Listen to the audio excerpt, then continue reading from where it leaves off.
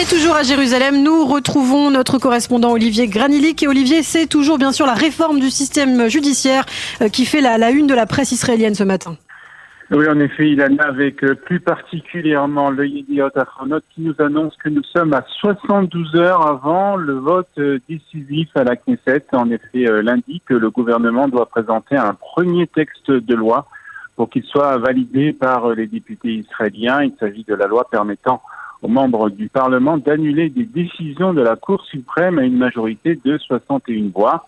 Les organisateurs des manifestations contre cette réforme ont annoncé un grand mouvement de protestation pour lundi prochain. Manifestation géante devant la Knesset, défilé dans plusieurs villes du pays et grève dans certaines sociétés. Et puis la journaliste justement du Yediot Ahronot, Chen Artiteror, écrit ce matin que nous n'avons plus le droit de nous taire. Nous sommes à un moment dramatique et l'heure est grave. Nous avons l'obligation de protester. Nous ne pouvons plus nous taire, écrit encore une fois ce matin la journaliste dans le Yediot Ahronot. En tout cas, les tentatives, Olivier, pour essayer de ne pas faire passer la réforme judiciaire dans son intégralité semblent avoir échoué. Oui, on croit en tout cas le député Simcha Rothman, qui est le président de la commission des lois de la Knesset et qui a joué un rôle principal dans la préparation justement de ces lois devant les députés. Il est ce matin interrogé par le Israël Hayom.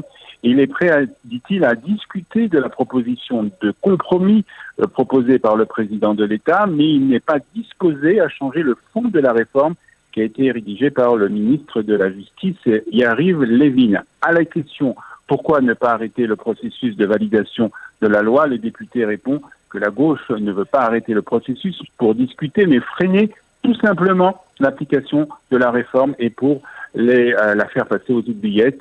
Et nous ne cesserons jamais cela, a ajouté le député du parti Otzma Yehudit. Alors c'est intéressant, cette réforme n'intéresse pas seulement les Israéliens, mais aussi, curieusement, le chef du Hezbollah. Oui, ce sont les sites d'information qui en parlent ce matin.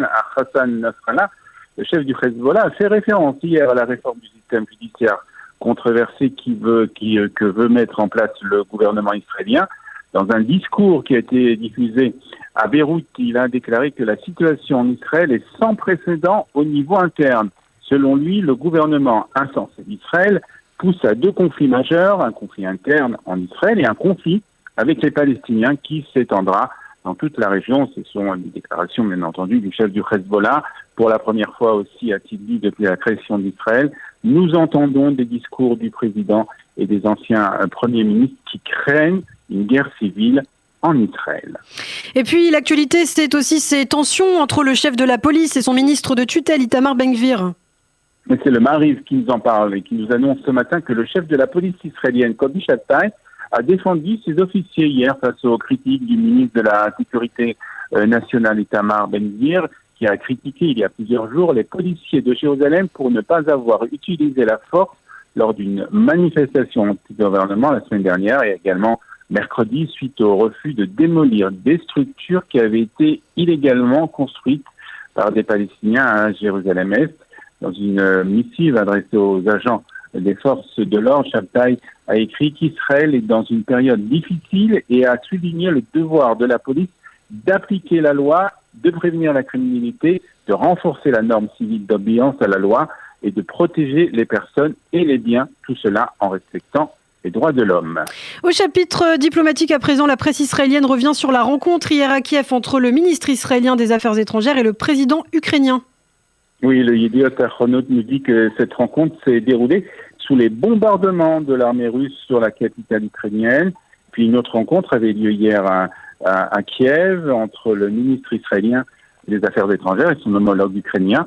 Le ministre des Affaires étrangères, Eli Cohen, a déclaré à l'issue de cet entretien avec son homologue ukrainien Dmytro Kuleba qu'Israël fournirait à l'Ukraine jusqu'à 200 millions de dollars de garantie pour des emprunts en rapport aux infrastructures civiles et de santé. Puis très attendu aussi sur les questions de potentielle livraison d'armes à Kiev, ce qu'Israël s'est refusé de faire, comme vous le savez, depuis un an pour ne pas froisser Moscou, avec qui il maintient des liens privilégiés. Le mari nous dit que Eli Cohen n'a fait aucune annonce à ce sujet. Et puis la Haaretz ajoute quant à lui que Eli Cohen annoncé qu'Israël aiderait l'Ukraine à développer un système d'alerte antimissile.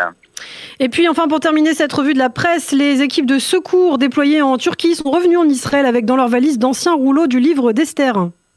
Oui, alors que les secouristes, justement, comme vous l'avez dit, israéliens, cherchaient des survivants dans les décombres de la ville turque d'Antakya, après le tremblement de terre qui a secoué le pays la semaine dernière, un vieil homme juif s'est approché d'eux en tenant 2 rouleaux du livre d'Esther, vieux depuis plusieurs siècles, qui étaient conservés dans la synagogue donc de la ville avant le séisme.